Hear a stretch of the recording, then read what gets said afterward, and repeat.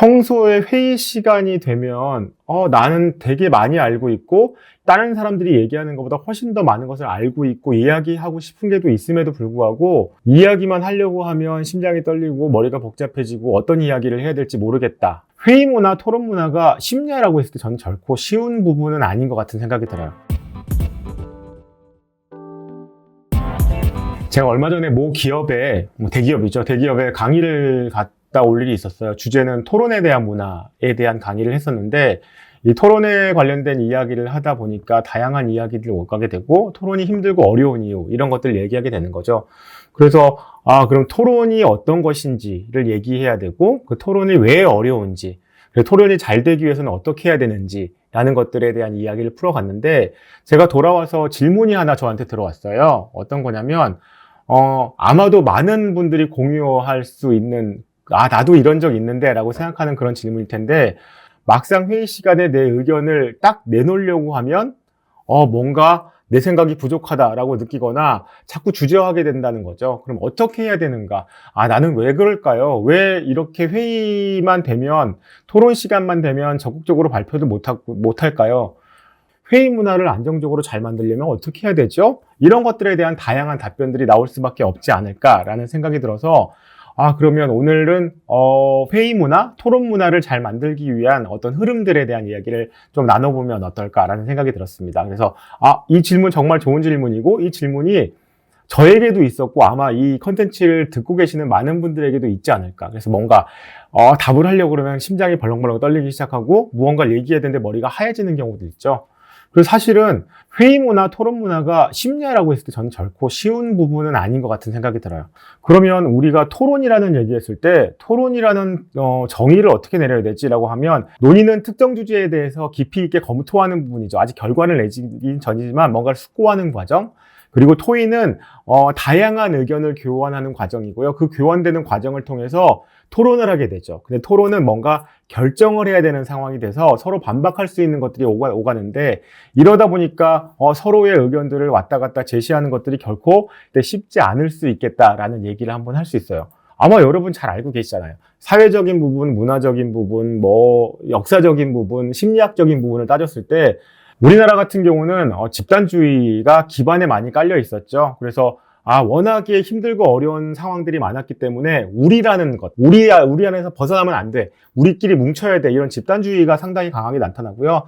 정이라는 문화가 있죠. 정 때문에 이렇게 누군가를 얘기하면 이건 아니야 라는 생각들을 하게 되고요. 그 다음에 유교 문화, 위계 질서, 그리고 이제 군사정권을 지나면서 사회 구조, 이런 것들에 대한 이야기를 할 수 있고요. 그 다음에 교육 시스템도 마찬가지죠. 수평적인 교육 시스템이고 상명하달이었고요. 그 다음에 토론이라는 게 안정되게 잘 만들어질 수 있는 것들이 아니라 논쟁은 곧 대립이라는 생각들을 많이 했기 때문에 당연히 회의와 토론이 쉽냐? 쉽지 않을 수 있겠다. 그 다음에 저는 여기서 가장 중요하게 생각하는 게 흑백 논리죠. 저희는 모 아니면 도였어요. 흑 아니면 백이었죠. 그 안에 어마어마하게 많은 그 회색이 있음에도 불구하고 저희는 그 회색을 뭐라고 했나요? 회색 분자라고 했죠. 그래서 사실은 흑과 백이 아니라 그 안에 정말 어마어마한 색깔이 있음에도 불구하고 저희는 색깔이 조금 다르면 흑백 논리를 기준해서 너 아니면 나, 우리 아니면 적 이렇게 평가했고요. 부모님의 양육 태도. 저희 어렸을 때, 되도록이면 누군가에게 피해주지 말고, 어렵게 하지 말고, 힘들게 하지 말고, 괜히 튀지 마. 이런 얘기를 하다 보니, 억눌렸던 부분도 많이 있고요. 그 다음에, 저희가 성장하면서 심리적인 과제들을 많이 수행하고, 그걸 통해서 심리적인 성장을 이루어야 되는데, 어렸을 때, 초등학교, 중학교, 고등학교 때 대학 가려고 노력을 했잖아요. 그러다 보니까, 많은 시간들이 그 안에 뺏겨다 보니까, 그럴 만한 여유도 없었어요. 그 다음에 경쟁 위주, 이기주의, 그 다음에 변화에 대해서 다양한 것들을 이제 변화시켜 나가면서 시프트 했어야 되는데 그 시기도 놓쳐버렸고요. 그래서 이런 과정들을 많이 겪다 보니 우리가 토론 문화에 취약할 수밖에 없었다. 그 다음에 여러분 초등학교, 중학교, 고등학교 때 제대로 토론하면서 살았나요? 지금은 어떠신가요? 라고 했을 때 저희가 토론 문화 그렇게 쉬워하지 않고요. 그렇게 연습도 안 해봤고요. 해본 적도 별로 없어요. 그러다 보니까 당연히 토론이 힘들고 어려울 수밖에 없죠. 그래서 그러면 토론을 잘하기 위해서 어떻게 해야 되지? 회의를 잘하기 위해서 어떻게 해야 되지? 저는 심리학자면서 상담 전문가이기 때문에 딱 이거 한 가지죠. 심리적으로 건강하고 단단하면 토론 문화 어렵지 않아. 토론 어렵지 않아. 그리고 누군가의 공격을 공격이라고 받아들이지 않을 수도 있어 라는 부분이에요. 그러려면 심리적인 안정감을 만들어야 되는 거죠. 심리적인 안정감은 어떻게 만드느냐? 지금 이 상황에서 내 마음이 어떤지, 정서적으로 안정이 됐는지, 오늘 토론이나 회의를 해야 되는데 친구랑 싸우고 왔어요. 그러면 내가 심리적으로 안정됐을까요? 아니요, 안정되지 않았죠.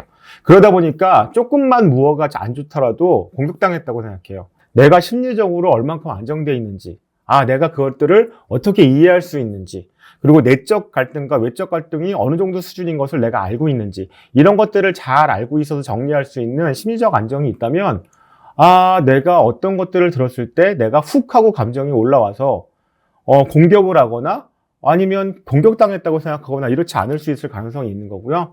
그러면 어떻게 해야 되는가? 심리적인 성장을 위해서 끊임없이 노력하셔야죠. 나에 대한 믿음, 나에 대한 수용, 나에 대한 신뢰감을 위해서 저희는 끊임없는 자기 성찰의 시간이 있어야 돼요. 근데 이런 시간이 맞냐라고 했을 때, 저희가 살아가면서 일주일에 한 번, 내지는 한 달에 한 번 나를 생각해 보면서 나를 정리하는 시간이 있었냐? 아니요, 그렇게 많지 않았어요. 그러다 보니까 내가 심리적으로 성장하고 안정할 수 있는 시간들이 많이 부족했던 거죠.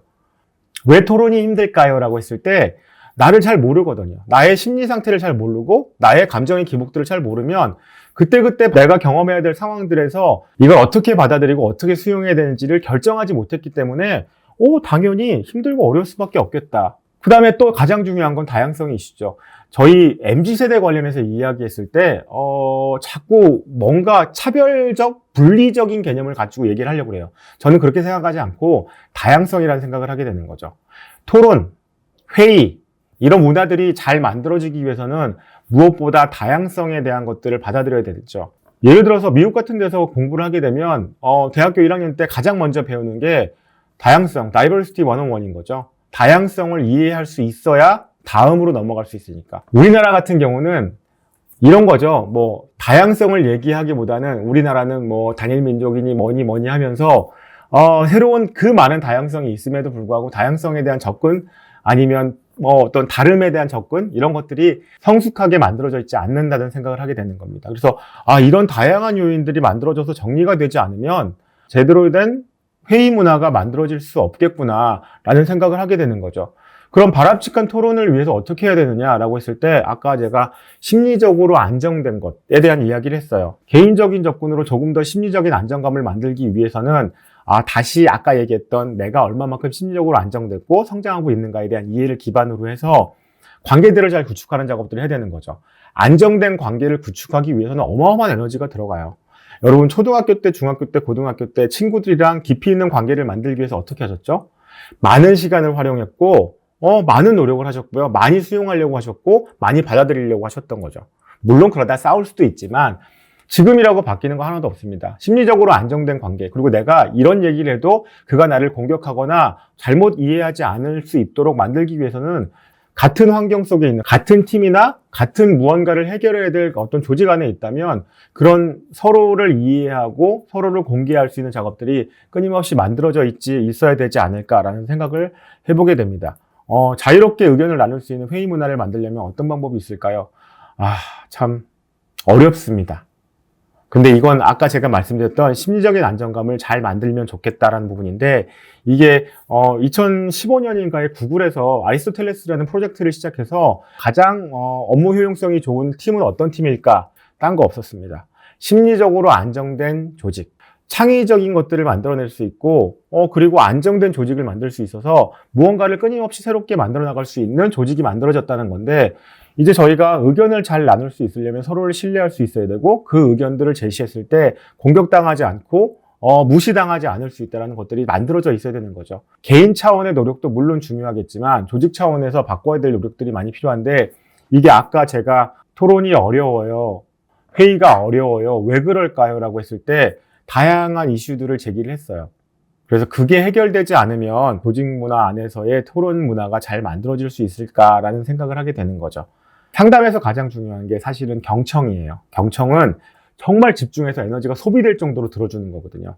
그렇게 들을 수 있으려면 많은 에너지가 소비돼야 되고요.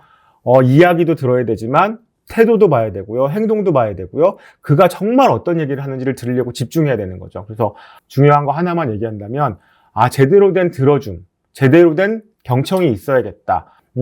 저희들 상담에서 쓰는 여러 가지 기법들이 있는데 무언가 상대방이 이야기한 것들을 내가 정리해서 이게 맞냐고 물어보기도 하고요. 그래서 파라프레이징이라고 하죠. 그 다음에 재질문 기법에서 이거 맞지요? 당신이 얘기한 게 이게 맞나요? 라는 것들을 해서 상대방이 정확하게 어떤 이야기를 했는지 파악하는 부분들, 더불어서 비언어적인 부분에 대해서도 얘기를 하는데, 예를 들어서 언어적인 부분이 정보 전달력이 30%라면 70%는 태도, 행동 이런 거에 나타나요. 그래서 비언어적인 것도 잘 들어보려고 노력을 해보셔야 되는 거죠. 그래서 이런 식으로 제대로 된 토론 문화를 만들고 제대로 된 회의를 할 수 있으려면 심리적인 성장과 심리적인 안정감이 필요한데, 그러려면 끊임없이 그것들을 발전시키기 위해서 노력을 해야 되고요. 그 많은 것 중에 가장 중요한 게 조직에서 조직의 일원들이 나는 안정감을 느낄 수 있도록 만들어주는 게 되게 필요한데, 그러려면 개인이 노력해야 되는 부분, 조직이 노력해야 되는 부분, 이 두 부분이 잘 만들어져야 정말 창의적이고 새로운 것들을 만들어내는 효율적인 조직이 될 수 있지 않을까라는 생각을 해보게 됩니다.